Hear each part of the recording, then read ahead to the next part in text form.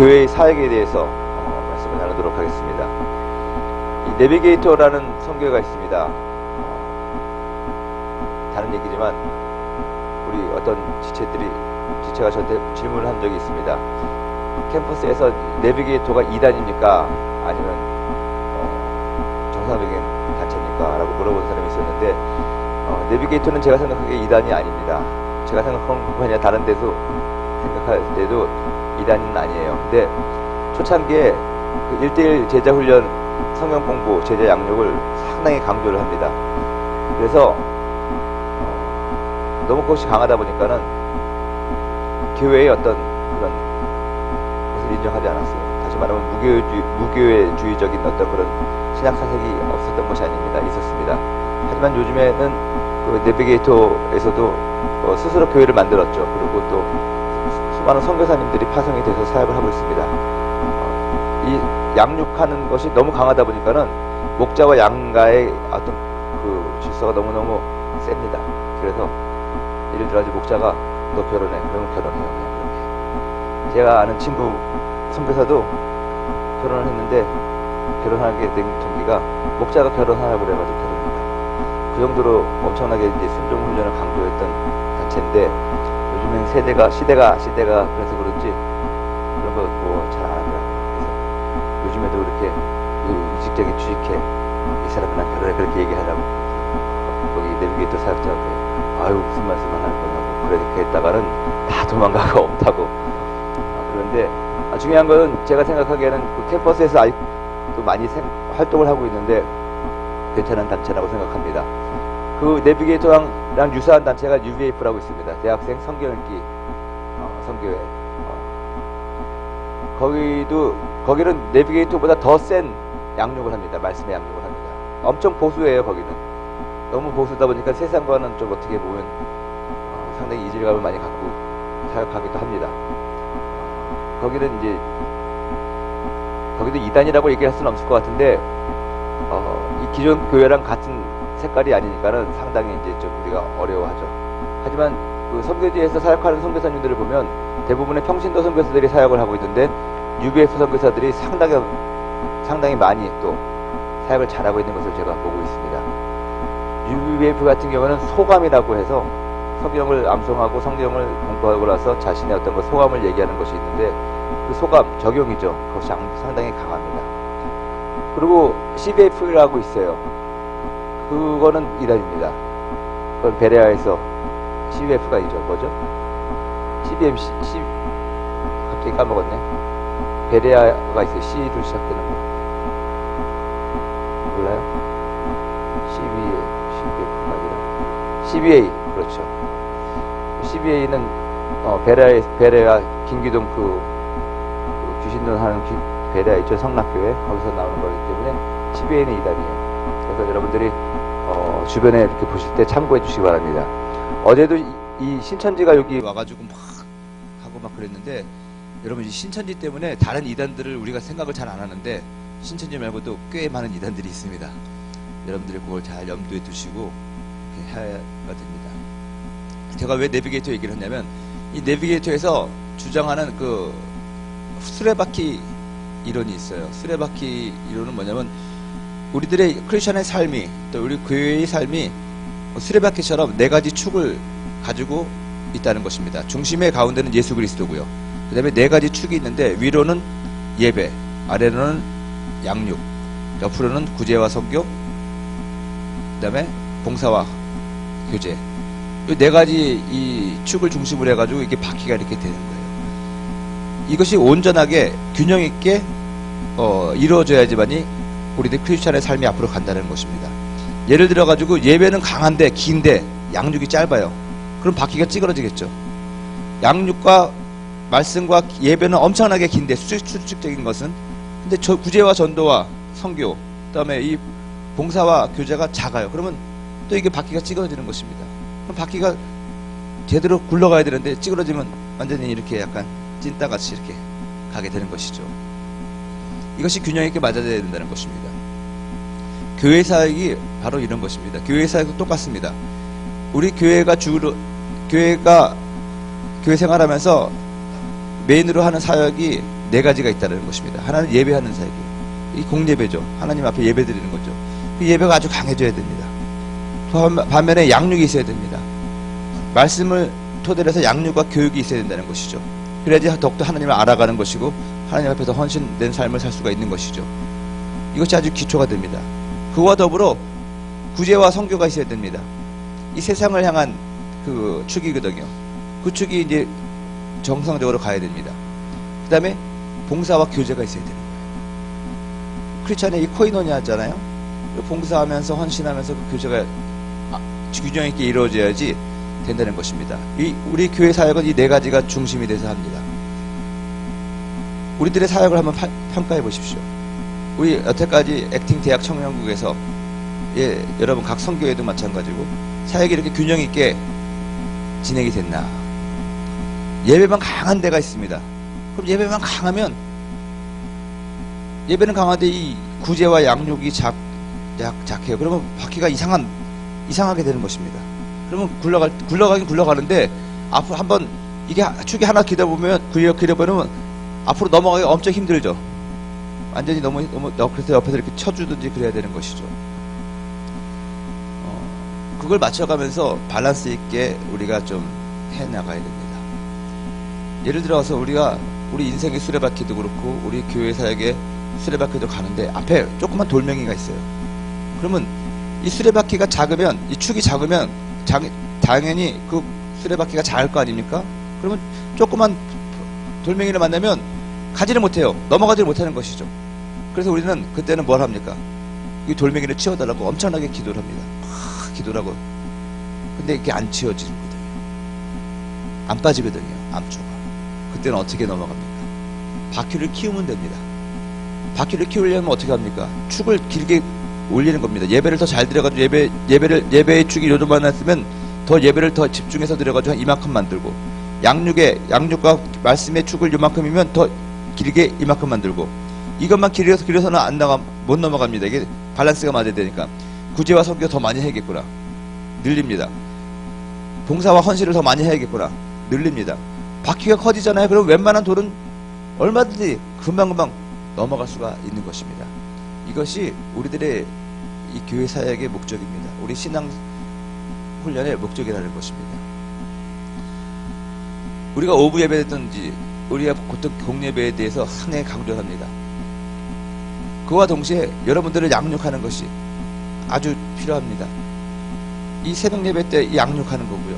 여러분들의 그 각 선교회에서 여러분들이 총무단부터 시작해가지고 양육을 받는 것입니다. 그래서 성경을 공부하는 것입니다. 그것이 반드시 필요해요. 그리고 월드미션, RK 같은 걸 통해서 또 여러분들이 각 선교회마다 구제 봉사하는 것이 있습니다. 자기인 돕는 것도 있고요. 그런 것들을 활성화시킴으로 말미암아 여러분들이 이렇게 길어져야 됩니다. 아울러서 여러분들의 각 서클들, 각 소그룹 모임들 그런 걸 통해 가지고 봉사하면서 이 여러분들의 그 선교의 구역이라든가 셀 그런 데서 교제하는 것입니다. 교제가 반드시 있어야 돼요. 교제라는 것은 뭡니까? 같이 먹고 같이 나누고 그런 것이 교제입니다. 함께 하는 것이죠. 인터넷상에서만 교제하지 마시고 로컬에서 오프라인 상에서도 만나서 이렇게 교제하면서 서로 간에 어떤 나눔이 있어야 된다는 것입니다. 그러기 위해서는 어떤 한 가지 무슨 봉사라든가 어떤 그런 것이 있으면 하나가 돼서 봉사가 잘 되는 것이죠. 이것이 균형 있게 맞춰져야 되는데 어떤 사람은 봉사만 잘하는데 예배와 기도를 안 해요. 그런 사람이 있어요. 또 어떤 사람은 예배와 예배 그건 잘하는데 이 봉사와 구제 선교를 안 해요. 양육을 안 해요. 제가 고민되는 것은 그래요. 충격적인 말은요. 목사님 왜 우리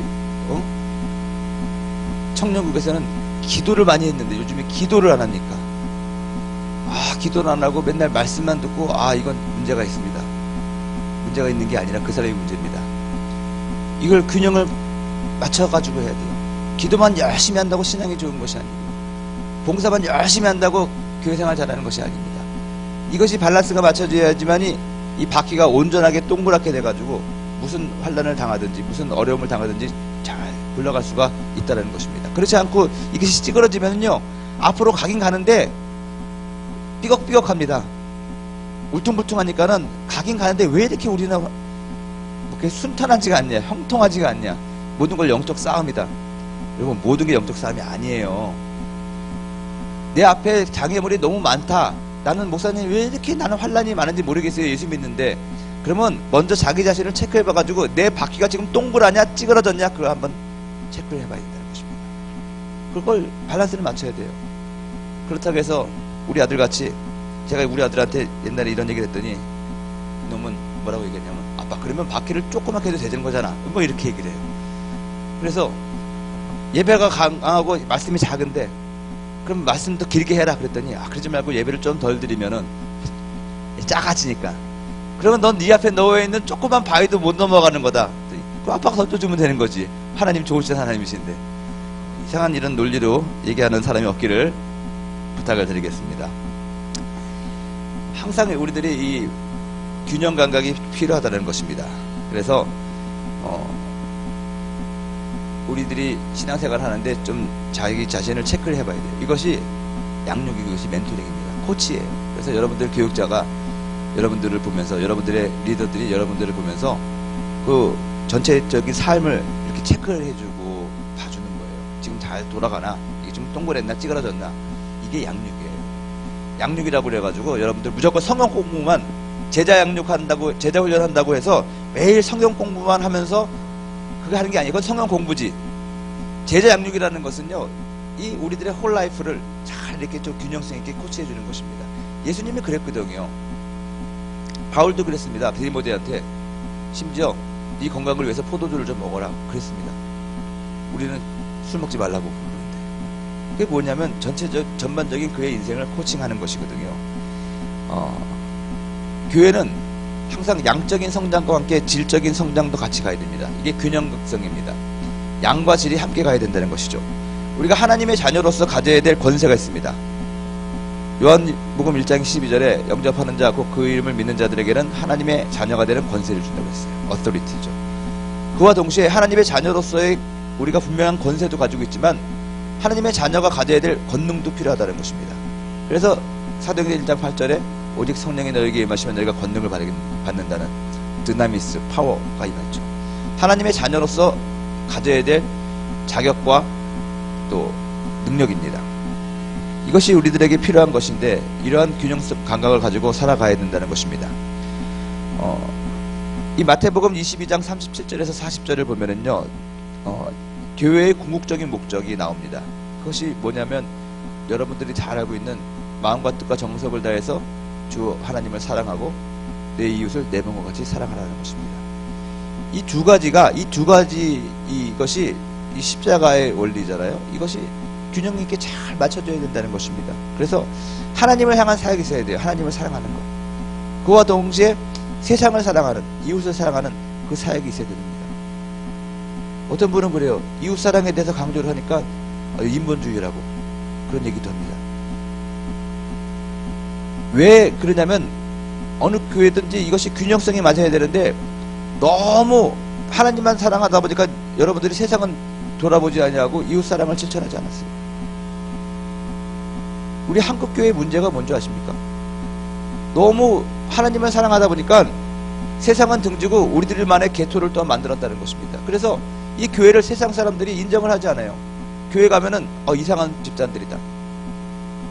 그게 아니라는 것이죠. 이것이 균형성 있게 맞춰져야 됩니다. 하나님을 사랑하는 것처럼 내 이웃도 사랑하는 그러한 사랑의 실천이 있어야 된다는 것입니다. 예배와 교육이 하나님을 향한 사역이라면, 아까 말한 것처럼 전도와 구제, 선교, 교제, 이것은 이웃을 향한 사랑이죠. 그래서 이용 목사님도 얘기하지만 신앙은 보수가 좋습니다. 하지만 우리들의 삶의 태도는 진보적인 것이 좋습니다. 이 보수와 진보가 우리 가운데 함께 이루어져 가야 된대요. 이루어져 가야 된다는 것입니다. 하나님을 사랑한다고 하면서 옆에서 죽어가는 사람들 돌아보지도 않는 거예요. 조금만 도와달라고 손을 내밀어도 무슨 소리 하는 거야. 이방인과는 나는 살을 손을 내지 않겠다. 뭐 이렇게 되면은 이거는 다시 한번 우리가 바리새인이 되는 것이고 그런 것입니다. 교회 건축을 막 하고 우리들이 이 교회 안에서는 막 하는데 이 옆에서는 집에서 사람들이 막 살아가고 있어요. 과감하게 교회 건축을 중단하고 그 사람들을 먹이는 것이 어떨 때는 더 좋은 사역이라는 것입니다. 제가 인도에 갔었을 때 봄베이에 타지마을이라는 호텔이 있습니다. 인도는요 참 이상한 나라예요. 핵무기도 있는 나라가 인도입니다. 그렇지만 엄청난 이 노숙자들이 있는, 가난한 사람들이 있는 데가 또 인도입니다. 종족마다 다 이렇게 예를 들어가지고 이제 우리는 단일 민족이지만 그런 데서는 많은 종족이 있잖아요. 문화와 언어가 다릅니다. 그래서 한 지역에 살고 있어도 그 사람의 캐스트와 그 사람의 그 종족 그거에 따라서 서로 교제가 왕래가 없어요. 그래서 선교를 우리가 얘기할 때 어떤 문화적인 경계선을 넘는 거다, 종족의 한계를 넘어서 전도하는 것을 선교라고 얘기한다고 하면, 우리가 인도라든가 네팔이라든가 방글라데시 같은 데 가서 선교하는 것도 선교지만 같은 지역에서 있지만 다른 종족에게 가서 하는 것도 선교라고 얘기할 수가 있는 것이거든요. 그런 식으로 봤을 때 세계에서 가장 많이 선교사를 파송한 국가는 미국이 아니라 인도예요. 왜냐하면 인도 선교사들이 엄청 많기 때문에 그래요. 인도 기독교가 엄청나게 강합니다. 그럼에도 불구하고 우리는 인도에 단기 선교를 하러 갑니다. 그리고 우리 한국 사람들이 가가지고 복음을 전하죠. 왜냐하면 사람이 너무 많기 때문에 그래요. 여러분. 중국이 13억인가 그렇다고 하잖아요. 인도를 10억이라고 얘기하는데 그건 모르는 일입니다. 왜냐하면 중국은 공산화가 되면서 다 공안들이 호구조사를 다 해가지고 그걸 딱 공권력이 장악하고 있잖아요. 그래서 인구 조사가 그나마 그래도 정확한 편입니다.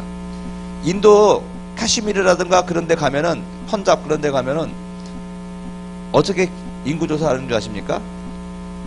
몇 년 전까지만 하더라도 그쪽 그 캐시미르라든가 그쪽은 전기도 없고 이게 좀 많이 외졌거든요. 그래서 정부에서 인구 조사하는 사람이 가가지고 밤에 발전기로 라이트를 쫙 켭니다. 불을 켜요. 한 9시쯤에. 그러면 불이 막 켜니까 그 어두운 그 데서 살던 사람들이 문 열린가 하고 나오잖아요. 그때 세요. 하나, 둘, 셋, 넷, 다섯, 여섯. 우스갯소리 같지만 정말 그렇게 해가지고 해요. 대강 써가지고 합니다. 그래서 대강 센 사람들이 10억이에요. 대강 센 사람들이. 지금 얼마나 많은 사람들이 거기 있는지 모릅니다. 여러분, 뉴델리에서 저 마드라스까지 가는데 5시간 반 걸려요. 비행기로요. 이 땅덩어리도 우리랑 다르고 정말 사람 많습니다. 그렇기 때문에 거기는 아주 21세기와 또 18세기가 공존하는 그런 데거든요. 그래서 우리들한테 복음도 받고 그런 것이죠. 그때 거기서 세계 10대 호텔 가운데 하나인 타지마을 호텔이요, 아주 아름답고 좋습니다. 상당히 비싼 호텔입니다. 저는 거기서 자지는 않았지만 거기서 밥을 한번 먹었습니다. 그 인디아 게이트라고 그 아름다운 저 개선문 같이 된 그것이 있는데 거기 밤에 조명 켜놓고 그러면 아주 멋있죠. 그 타지마을 호텔은 하얀색 대리석으로 만들어가지고 아주 럭셔리하고 그런 호텔인데 밥을 먹는데 통유리로요. 안에서는 보이는데 밖에서는 안 보이는 유리 아시죠? 그 레스토랑 유리가 그래요. 근데 그 안에서는요 정말로 럭셔리하면서 진짜 인도 전통의 어떤 분위기를 느끼게 하는 매력적인 어떤 그런 분위기 속에서 정말로 맛있는 인도 커리와 그런 음식이 착 나옵니다. 아주 깨끗하고 세련되게. 근데 밖에서 길에서 사는 사람들이 거기 창문에다가 기대가지고 이렇게 봅니다. 잘 보려고. 안 보이잖아요, 밖에서. 근데 이렇게 자세히 보면 보이거든요. 그래가지고 밥을 먹으려고 그러면 그 사람들이, 그 검은 사람들이 얼굴이 이렇게 대고 있는 걸 보고 있으면 상당히 부담스러워가지고 밥 먹기가 그래요. 그러면 조금 있다가 경비원이, 터번을 쓴 경비원이 몽둥이를 가지고 와가지고 막 팹니다. 가라고. 근데 그 사람들은 맞아도 안 가요. 왜 그런지 모르겠는데. 그걸 보면서 그런 생각을 했습니다. 야, 오늘날 우리 교회가 그러지 않나. 사람들은 구원에 목말라 합니다. 이 밖에서 사는 사람들도요 구원받고 싶어 하거든요. 불교 신자들, 이방 종교들 사람들도요 그렇게 왜 열심히 우상을 숭배합니까? 구원받고 싶어서 그래요. 두려워서. 자기가 죄인이라는 걸 알고 자기가 어떤 자기가 당한 그 상황 가운데서 구원받고 싶거든요. 근데 그러니까는 우상도 섬기는 것이고 어떻게 하든지 자기도 어떻게 살아보려고 그러는 것입니다. 근데 몰라서 그러는 거거든요. 알지 못해서 그러는 것이거든요. 근데 그런 사람들을 보면서 그들도 나름대로 정말 처절하게 진리에 대한 갈구함이 있는 것이고 안타까움이 있는 것인데 우리는 그것을 배려하지 않는 것이죠. 술을 왜 먹습니까, 여러분? 속상하니까 술을 먹는 것이고요. 먹다 보니까 술에 지배가 돼가지고 중독이 돼가지고 거기에 빠져드는 것이고요. 그 사람들의 의지와는 상관없이 이제는 끌려가는 것입니다. 불쌍한 사람들이라는 거예요. 도움이 필요한 사람들이라는 거예요. 아픈 사람들이라는 거예요. 그런 사람들에게 손을 내밀어서 가야 된다는 것입니다. 제사장이 제사 드리고 내려오다가 강도당한 사람을 만났을 때 아유 저 피 맞고 저 죽어가는 사람들 만나면 부정타니까 내가 돌아가야지. 이게 아니라는 것입니다. 예배를 안 드려도 좋으니까는 그 사람들 구원하는 것이 하나님이 기뻐하실 수 있다는 것입니다. 근데 우리는 어느덧 이 종교적이 돼가지고 이 교회 안에서 이 거룩과 그것만 하지만 이 교회 밖에서 교회 창문에다가 얼굴을 대고 교회에서 뭐 하고 있나 쳐다보고 있는 사람들에 대해서는 사람들을 보내서 몽둥이로 때려가지고 쫓아대는 그런 거랑 똑같은 거예요, 여러분. 우리 이 교회의 사역을 한번 제대로 좀 잘 점검해 볼 필요가 있습니다. 예배당에 앉아서 기도하고 하루에 3시간, 4시간씩 기도한다고 그 사람이 영성이 충만한 사람이라고 저는 생각하지 않습니다. 그렇다고 해서 기도는 안 하고 밖에 나가서 계속 노동자들하고 살아가는 사람도 영적인 사람이라고 생각하지 않습니다. 이 두 가지가 균형이 맞춰져야 된다는 것이에요. 여러분, 우리 606 대회를 하면 정말 우리가 막 하루 예배 드리고 막 뛰고 할렐루야 했습니다. 그리고 땡이에요. 제가 왜 이번에 강력하게 추진을 하루에 한 끼씩이라도 금식을 해가지고 그 돈을 모아서 밥 못 먹는 아이들한테 급식 사업을 하자고 그러는 줄 아십니까? 우리가 하나님을 그렇게 예배하는 것만큼 세상에 대한 어떤 그러한 헌신이 있어야 된다는 것입니다, 여러분들에게. 이게 균형이 맞춰진다는 것입니다. 교회 그 예배 행사를 위해서는 몇억 원씩 쓰면서 예배를 정말 멋있게 찬양하고 하기 위해서 화려한 조명과 그 구조물을 세우면서 단돈 5,000원이면 하루가 해결되는 그 아이들의 손길을 외면하고 우리는 그렇게 뛰는 것이 부담스럽지 않습니까? 정말 우리가 하나님 앞에 그렇게 잘 예배 드리려면 우리가 그만큼 드리는 것만큼 나는 세상에게 풀어야 된다고 저는 믿습니다. 우리 교회의 예배를 은혜롭게 하기 위해서 1억 원이 필요하다면 또 다른 1억 원은 이 세상에 죽어가는 영혼들을 향해서 풀어놔야지만이 균형성이 맞는 거라고 저는 생각을 합니다.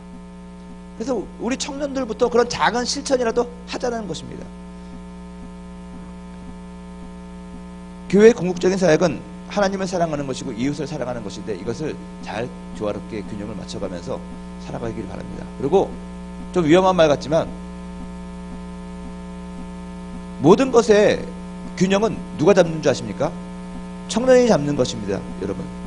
청년이 잡는 것입니다. 지금까지 교회사를 보면은 어떤 개혁과 어떤 치우쳐진 어떤 그런 것을 바로 잡기 위해서 외침이 있었던 사람들, 그런 사람들은 여러분 청년들이었습니다. 젊은 이들이었습니다. 아무런 능력이 없고 아무런 권세와 권위가 없는 것 같은 우리들이지만 이 우리들의 외침과 우리들의 그런 실천이 결국 교회를 올바르게 또 이 사회를 올바르게 균형 잡게 만들어 놨다는 것입니다. 여러분들 그것을 기억을 하시고 기도하시길 바랍니다.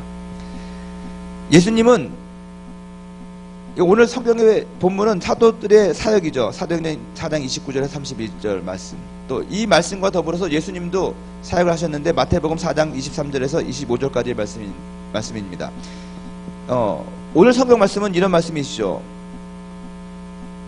주여 이제도 그들의 위협함을 구워 보시었고 또 종들로 하여금 담대히 하나님의 말씀을 전하게 하여 주시오며 손을 내밀어 병을 낫게 하시고 표적과 기사가 거룩한 종 예수 이름으로 이루어지게 하옵소서 하면서 성령 충만을 구하고 제자들이 사역을 했습니다.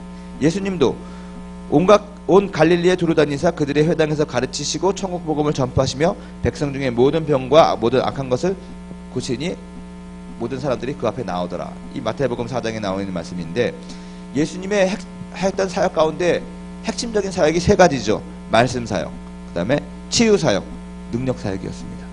제자들도 오늘 성경 본문에 보면은 똑같습니다. 말씀 사역, 치유 사역, 능력 사역.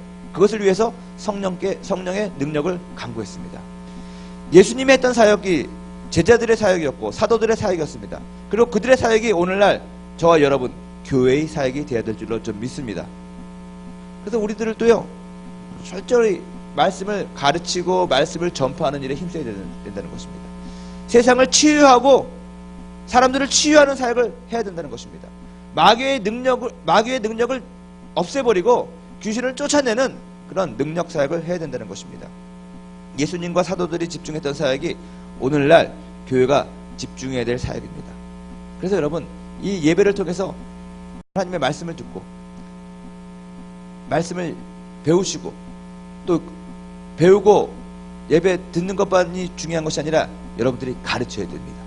두루 다니면서 예수님이 전파하셨던 것처럼 제자들이 사도들이 두루 다니면서 복음을 전파했던 것처럼 여러분들이 그 말씀을 들고 가서 직장에서도 가정에서도 저 선교지에 가서도 저 지방에 가서도 예수님 안 믿는 사람들을 향해서 가르쳐야 된다는 것입니다. 선포해야 된다는 것입니다. 그리고 예수님이 우리들을 치료하셨던 것처럼 제자들이 사람들의 질병과 아픈 것을 치료한 것처럼 여러분들이 직접 사람들을 찾아가서 그들이 아픈 곳을 만져주고 치료해야 된다는 것입니다. 육신에 아픈 사람들에게 여러분들이 도움을 줘야 되는 것이고 마음이 병든 사람들에게 여러분들이 치유해야 된다는 것입니다. 그들의 상처를 감싸줘야 된다는 것입니다. 이 치유와 이 힐링이 우리 교회가 해야 될 주된 사역 중에 하나라는 것입니다. 그리고 예수님이 모든 귀신과 악한 것들을 쫓아내신 것처럼 제자들이 그 악한 것들을 쫓아내기 위하여 성령의 충만함을 강구하고 영적인 능력을 강구했던 것처럼 여러분들이 능력받아서 정말 우리 가운데 있는 저주와 질병과 그런 저주의 세력들을 마귀의 세력들을 쫓아버려야 된다는 것입니다. 이 세상에 귀신 들린 사람이 얼마나 많이 있는 줄 아십니까? 여러분 귀신 들려가지고 침 흘리면서 질질 다니는 사람만 귀신 들리는 게 아닙니다. 요즘 귀신은 21세기 귀신이에요. 제가 그걸 깨달았습니다. 네팔에서는요 우리가 눈에 보기에도 귀신 들린 사람이 많이 보여요. 그래서 우리가 생각하는 귀신 들린 사람은 막 정신이 없고 머리 막 이렇게 산발하고 막 하고 그러면서 이상한 냄새 풍기면서 막 하는 사람만 귀신 들렸다고 하는데요. 여러분 21세기에 한국에 있는 귀신들은요 이 서양 귀신들은요 세련됐습니다. 그래가지고 귀신 들린 것 같지 않은데 딱 보면 귀신 들렸어요. 화장을 잘 해놨다는 거예요. 여러분 크리스찬 비슷하게 화장을 해놨습니다. 근데 속은 악해요. 그래가지고 아주 더러운 짓을 뒤에서는 많이 한다는 것입니다. 여러분 그게 여러분 그 쫓아내야 돼요. 그런 능력으로부터 우리가 자유하지 못해요. 사실은요 우리가 술 먹다가 나중에 술에 지배를 당해서 하는 것처럼 수많은 사람들이 오락, 컴퓨터, 핸드폰 저도 요즘에 약간 좀 증상이 있는 것 같아요. 핸드폰을 손에서 안 놔요. 여러분 이것도 이 중독이라는 것 자체가 그런 영향이 있는 거예요. 그래서 이런 것들을 다 쫓아내는 그 능력이 여러분들에게 있기를 바랍니다. 아멘. 초대교회의 모습을 회복하자, 초대교회를 따라가자라는 것이 우리 오순절 교회의 목적입니다. 우리 순복음교회 정체성에 대해서 한번 얘기했지만 초대교회가 가지고 있었던 영성을 회복하자라는 것이 우리 순복음교회의 목적인데 마지막으로 사도행전 2장 말씀을 한번 보시고요. 말씀을 마치도록 하겠습니다. 사도행전 2장 42절에서 47절 말씀을 보면요. 여기 초대교회의 모습이 나오는데 이 모습이 바로 오늘날 저와 여러분들이 추구해야 될 교회의 모습, 교회의 사역이 아닌가 저는 생각을 합니다. 사도행전 2장 24절, 사도행전 2장 43절, 42절부터 47절까지 한번 읽겠습니다. 시작. 그들이 사도의 가르침을 받아 서로 교제하고 떡을 떼며 오로지 기도하기를 힘쓰니라. 사람마다 두려워하는데 사도들로 말미암아 기사와 표적이 많이 나타나니 믿는 사람이 다 함께 있어 모든 물건을 서로 통용하고 또 재산과 소유를 팔아 각 사람의 필요를 따라 나눠주며 날마다 마음을 같이하여 성전에 모이기를 힘쓰고 집에서 떡을 떼며 기쁨과 순전한 마음으로 음식을 먹고 하나님을 찬미하며 또 온 백성에게 칭송을 받으니 주께서 구원받는 사람을 날마다 더하게 하시리라. 초대교회에는 건물도 없었고 계위, 지위, 특권, 명예도 없었습니다. 오직 믿는 자들이 모이는 공동체와 친교 그리고 성령의 능력이 있었다는 것입니다.